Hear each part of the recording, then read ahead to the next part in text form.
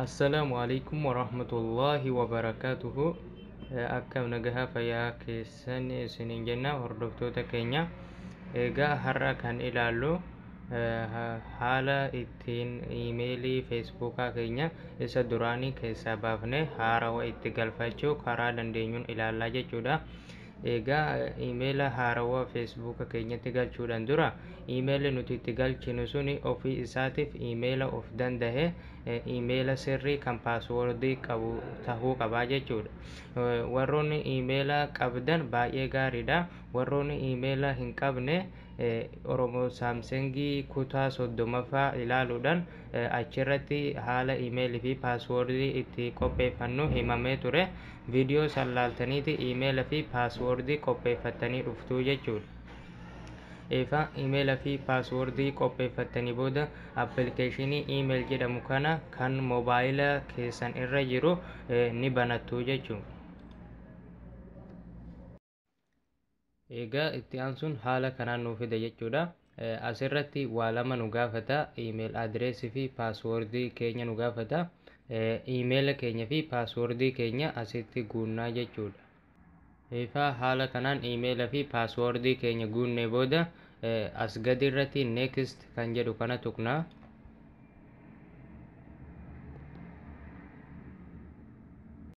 Egaa dhuma irratti haala kanaan nu baasa jechuudha. Amma fakkeenyaaf sarara sadii kana yoo tuqne asirratti iimeela keenya ahmedmohammed55@mail.com jedhe iimeela keenya nuuf barreessaa jechuudha.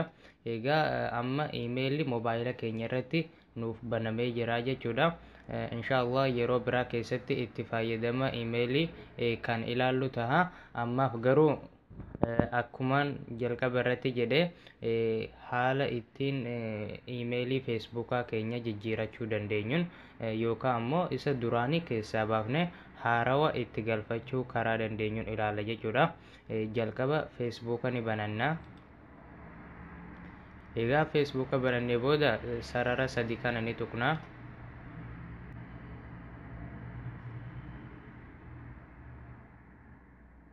San booda asumarraan gadi deemnaa. Asitti account settings kan jedhu kana ni tuqnaa. San booda general kan jedhu kana ni tuqnaa. Amma asirratti email kan jedhu jechuu kan lammaffaa irratti argamu iimeelli kiyyamma info mobaayilii 99@gmail.com jedha. Amma ni iimeela kana balleessetiin iimeela abi itti galfadha. Iimeela kana balleessine abi galfachuuf bakka iimeel jedhu kana ni tuqnaa.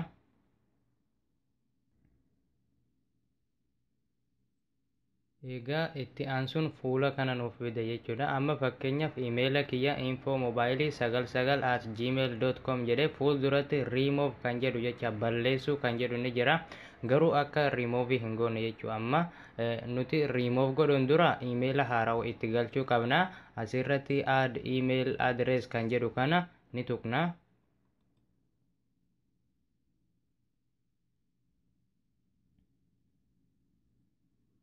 San booda add an additional email address kan jedhu kanatti iimeela itti galfachuu feetan san asitti guuttu jechuudha. San booda kan jalaa kanatti to save this setting password itti guutadha jedha. Passwordii isa feesbuukaa asitti guunnaa. Eefa passwordii haala kanaan guunnee booda add email kan jedhu kana tuqnaa.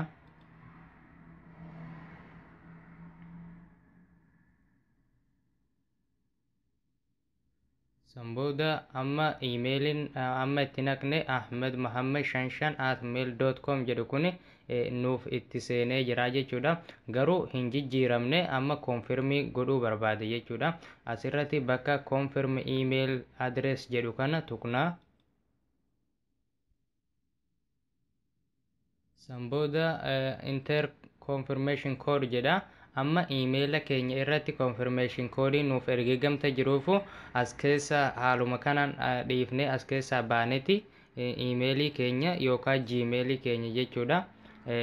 Achi keessatti confirmation code baafnaa jechuudha. Egaa amma asirratti Facebook kan jedhu kuni amma confirmation code naaf ergamedha. Isarratti yeroo tokko ni tuqna.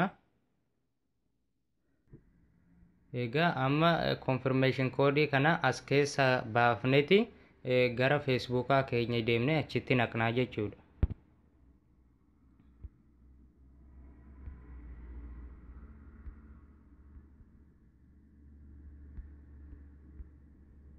Egaa haala kanaan confirmation code itti naqnee booda confirm kan jedhu tuqna. Egaa amma nuuf confirmii tahee jira jechuudha. Yogguu haala kanaan fide of duuba deebina. Ammallee account settings kan jedhu seenna. General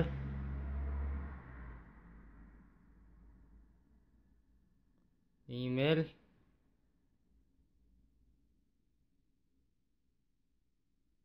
san booda amma confirmii tahee jira jechuudha.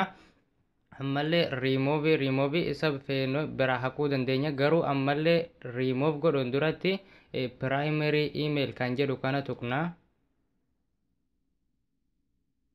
San booda haala kanaan emaila lammanuu asitti nuuf fida jechuudha. Asirratti kan jedhu har'aan booda yogguu gara Facebookaa seentu emaila isa kamiin seenuu barbaaddee jedha. Emaila gara Facebookaa seenuu feenuun san yoo isa haarawa ta'e isa haarawa kanarratti raayitii itti goona jechuu haala kanaani. Ammaan booda yogguu gara Facebookaa seennu isa kanaan seennaa jechuudha.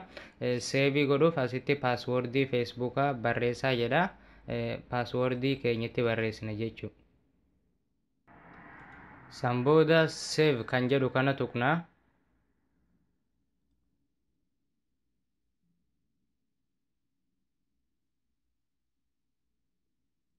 Amma save new email jedhe seevii tahee jira jechuudha. Amma hubatuudhaaf of duuba deebina.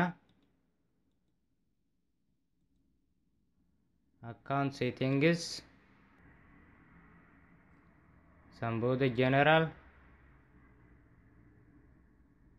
Amma kunoo email kan jedhu silatti info mobile 99 @gmail.com jedha. Amma garuu isaan amma itti naqe ahmedmahammad55@mail.com kan jedhutti naaf jijjiiramee jira jechuudha. Kanaan booda yogguun gara Facebookaa seenu emaila kanaan malee isa duraatiin seenuu hin danda'u jechuudha. Ammallee isa irratti ni tuqna. Amma emaila info mobile 99@gmail.com jedhu kana remove godhuudhaaf bakka remove jedhu kana tuqna.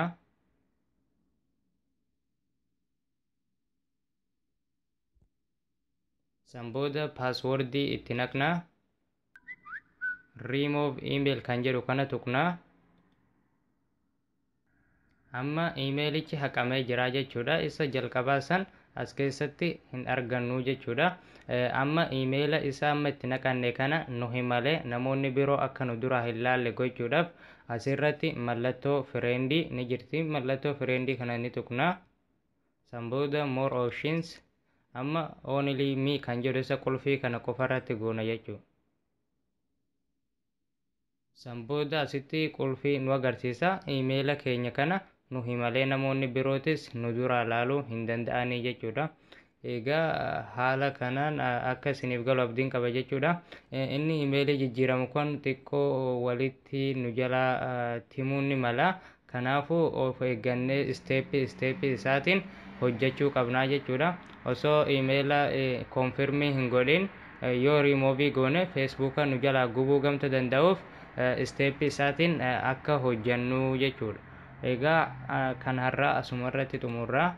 waan na hordoftaniif baay'ee galatoomadha. Wassalaamu alaikum warahmatullaahi wabarakaatuh.